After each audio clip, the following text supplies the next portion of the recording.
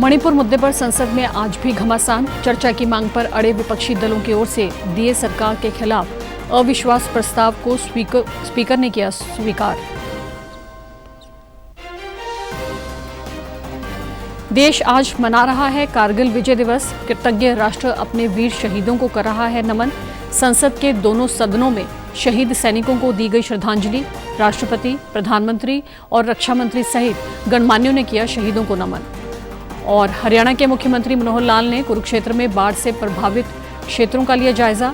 धान की दोबारा रुपाई करने वाले किसानों को भी दिया जाएगा मुआवजा।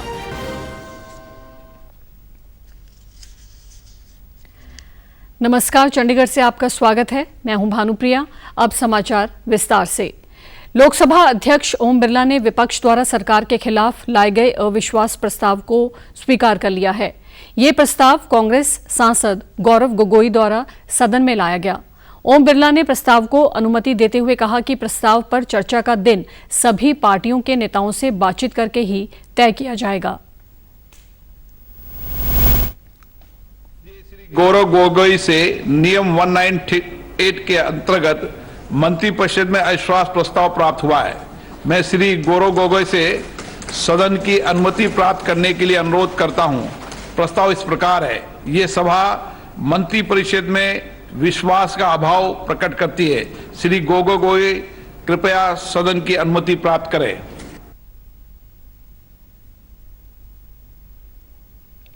मणिपुर पर चर्चा की मांग कर रहे सांसदों की नारेबाजी के बीच राज्यसभा दोपहर 12 बजे तक के लिए स्थगित कर दी गई। सभापति ने कहा कि नियम 176 के तहत मणिपुर मुद्दे पर चर्चा के लिए रूलिंग दी जा चुकी है, इसलिए नियम 276 के तहत कार्य स्थगन प्रस्ताव के नोटिस खारिज किए जाते हैं। हालांकि विपक्ष का हंगामा तब भी नहीं रुका, जिसके बाद सदन की कार्यवाही पहले 12 बजे और बाद में 2 बजे तक के लिए स्थगित कर दी गई। विपक्ष के हंगामे का यही नजारा लोकसभा में भी देखने को मिला। लोकसभा की कार्यवाही को विपक्ष के हंगामे के कारण पहले 12 बजे तक स्थगित किया गया। लोकसभा अध्यक्ष ने सदन की कार्यवाही स्थगित करने से पहले विपक्ष से आग्रह किया कि वो प्रश्नकाल को चलने दे। वो हर मुद्दे पर नियम के मुताबिक चर्चा करवाने को तैयार हैं। 12 बजे कार्यवाही शुरू होने के बाद भी हालात वैसे ही रहे, जिसके बाद कार्यवाही दोपहर 2 बजे तक के लिए स्थगित कर दी गई। लोकसभा में आज अहम विधायी कार्यों के तहत 6 विधेयक पेश किए गए। प्रधानमंत्री नरेंद्र मोदी आज नई दिल्ली के प्रगति मैदान में अंतर्राष्ट्रीय प्रदर्शनी सह सम्मेलन केंद्र IECC परिसर राष्ट्र को समर्पित करेंगे। पीएम मोदी ने इसके उद्घाटन से पहले आज सुबह विधिवत पूजा पाठ किया। वैदिक मंत्रों उच्चारण के बीच प्रधानमंत्री नरेंद्र मोदी ने हवन किया और देश के लिए मंगल कामना की। इस दौरान प्रधानमंत्री ने अंतर्राष्ट्रीय प्रदर्शनी सह सम्मेलन केंद्र को मूर्त रूप देने वाले श्रमिकों को सम्मानित किया। इस दौरान उन्होंने श्रमिकों से बातचीत भी की। अपने श्रम से अद्भुत परिसर को तैयार करने वाले श्रमिक पीएम से मुलाकात के बाद काफी उत्साहित नजर आए। प्रधानमंत्री नरेंद्र मोदी आज शाम अंतर्राष्ट्रीय प्रदर्शनी सह सम्मेलन केंद्र परिसर राष्ट्र को समर्पित करेंगे। ये परिसर देश में अंतर्राष्ट्रीय बैठकों, सम्मेलनों और प्रदर्शनियों की मेजबानी के लिए विश्व स्तर बुनियादी ढांचे के प्रधानमंत्री के दृष्टिकोण पर आधारित है। लगभग 2700 करोड़ रुपए की लागत से विकसित इस परिसर में कुल 7 प्रदर्शनी हॉल हैं और ये छोटे और मध्यम उद्यमों को राष्ट्रीय और अंतर्राष्ट्रीय मंच पर अपने उत्पादों और सेवाओं को प्रदर्शित करने के लिए एक मंच प्रदान करेगा। देश आज 24वें कारगिल विजय दिवस पर वीर सेना के वीर जवानों को श्रद्धांजलि अर्पित कर रहा है। इस युद्ध में सेना ने अपने अदम्य साहस का परिचय देते हुए पाकिस्तानी सेना को खदेड़कर विजय हासिल की थी। इस युद्ध में मातृभूमि की रक्षा के लिए देश के वीर सपूतों ने अपने प्राणों की आहुति दी थी। 24वें कारगिल विजय दिवस पर द्रास में मुख्य कार्यक्रम आयोजित किया गया, जहां रक्षा मंत्री राजनाथ सिंह सहित अन्य गणमान्यों ने वीर सपूतों को श्रद्धांजलि दी। इस मौके पर राजनाथ सिंह ने द्रास में कारगिल युद्ध स्मारक पर शहीदों को श्रद्धांजलि दी। इस मौके पर उन्होंने कहा कि कारगिल युद्ध के जरिए हमने पाकिस्तान के साथ दुनिया को ये संदेश दिया कि अगर राष्ट्र के हित की बात हो तो देश को कोई समझौता नहीं करना चाहिए। इस मौके पर रक्षा मंत्री ने 1999 में कारगिल युद्ध में जान गंवाने वाले सैनिकों के परिवार के सदस्यों से मुलाकात की। उन्होंने हट ऑफ रिमेम्बरेंस संग्रहालय का भी दौरा किया। कारगिल विजय दिवस पर राष्ट्रपति ने ट्वीट कर कहा कि देश की रक्षा के लिए अपने जीवन का बलिदान देकर विजय का मार्ग प्रशस्त करने वाले सेनानियों को एक कृतज्ञ राष्ट्र की ओर से मैं श्रद्धांजलि देती हूं।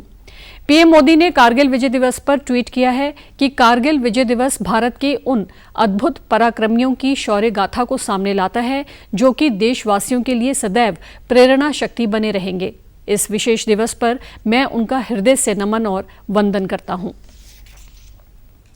कारगिल विजय दिवस पर पंजाब के मुख्यमंत्री भगवंत मान ने अमृतसर में Punjab state war heroes memorial and museum में शहीदों को नमन कर पुष्पांजलि अर्पित की। इस मौके पर उन्होंने शहीदों के परिजनों से मुलाकात की और उन्हें सम्मानित भी किया।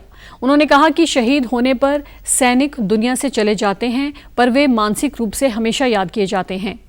वहीं हरियाणा के मुख्यमंत्री मनोहर लाल ने ट्वीट कर कहा कि 1999 में आज ही के दिन अद्वितीय युद्ध कौशल का प्रदर्शन करते हुए हमारे वीर सैनिकों ने पाकिस्तानी सैनिकों को घुटनों पर ला दिया था। मां भारती के वीर सपूत कारगिल नायकों को कोटि कोटि नमन। हरियाणा के मुख्यमंत्री मनोहर लाल ने कल भिवानी खेड़ा में बाढ़ से प्रभावित क्षेत्रों का जायजा लिया। इस दौरान उन्होंने कहा कि राज्य सरकार की तरफ से फसल का पूरी तरह नुकसान होने पर प्रति एकड़ 15,000 रुपये का मुआवजा दिया जाएगा। इसके साथ ही धान की दोबारा रुपाई करने वाले किसानों को अधिकारियों की टीमों की रिपोर्ट के आधार पर मुआवजा दिया जाएगा। असेसमेंट हम कर रहे हैं कि कितनी धान दोबारा लग पाएगी, कितनी नहीं लग पाएगी, क्योंकि अभी धान जो है बासमती की धान ही लग रही है और उसकी प्योद लेने की कोशिश कर रहे हैं। तो कुछ ज़िलों में से उनको प्योद मिल रही है। अब ज़्यादा लोग लगाएं, हमारा तो ये कहना है। फिर भी उनके खर्चे के हिसाब से उसका एक असेसमेंट करेंगे कि कितना उनको दिया जा सकता है। लेकिन जिन्होंने नहीं लगाई है, जिनके खेत खराब हो गए हैं, उनको 15,000 रुपये मिलेंगे। उन्होंने कहा कि क्षेत्र का जायजा लेने के बाद सामने आया है कि कुछ किसान अब धान की रुपाई दोबारा कर रहे हैं। मुख्यमंत्री ने कहा कि बाढ़ के पानी से 12 जिले प्रभावित हुए हैं। इनमें 6 जिले यमुना के साथ लगते हैं और 6 जिले घग्गर के साथ लगते हैं। इन 12 जिलों में सरकार और प्रशासन ने लोगों को हर संभव राहत पहुंचाने का काम किया है। बाढ़ प्रभावित क्षेत्र का जायजा लेने के बाद सीएम ने कृषि विभाग के सभागार में अधिकारियों के साथ बैठक की। इस दौरान उन्होंने कहा कि गांव भिवानी खेड़ा में 10 एकड़ भूमि पर जल्द ही वीएलडी कॉलेज का निर्माण कार्य शुरू कर दिया जाएगा।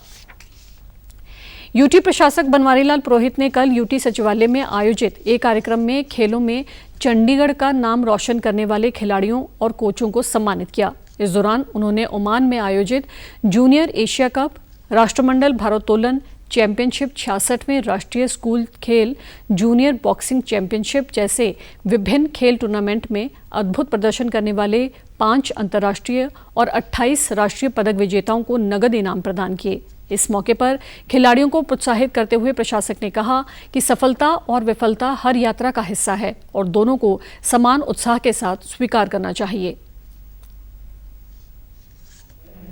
न केवल अपना बल्कि पूरे चंडीगढ़ का नाम और मान दोनों बढ़ाया है। हर टूर्नामेंट के लिए अलग रणनीति बनानी होगी।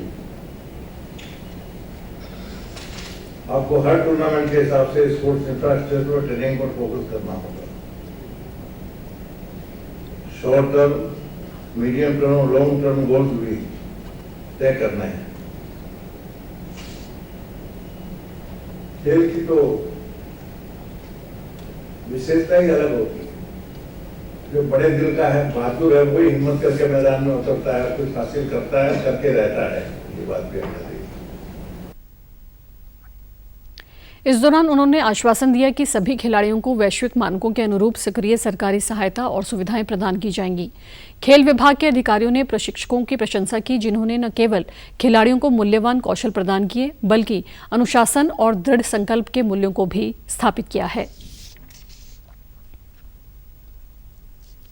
और अब खबरें फटाफट।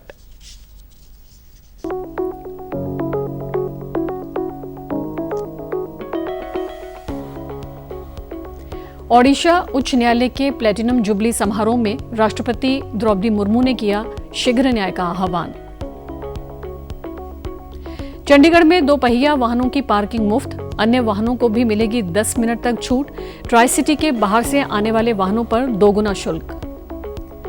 पंजाबी गायक सुरेंद्र छिंदा का 64 साल की उम्र में निधन। फूड पाइप के ऑपरेशन के बाद शरीर में बढ़ गया था संक्रमण।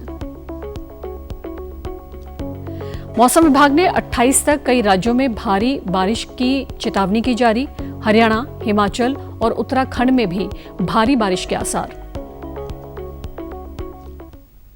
और आप हमारे समाचार YouTube channel DD news Chandigarh, Facebook DD news Chandigarh और Twitter handle DD news CHD पर भी देख सकते हैं। इसी के साथ चंडीगढ़ से समाचारों का सिलसिला समाप्त होता है। नमस्कार।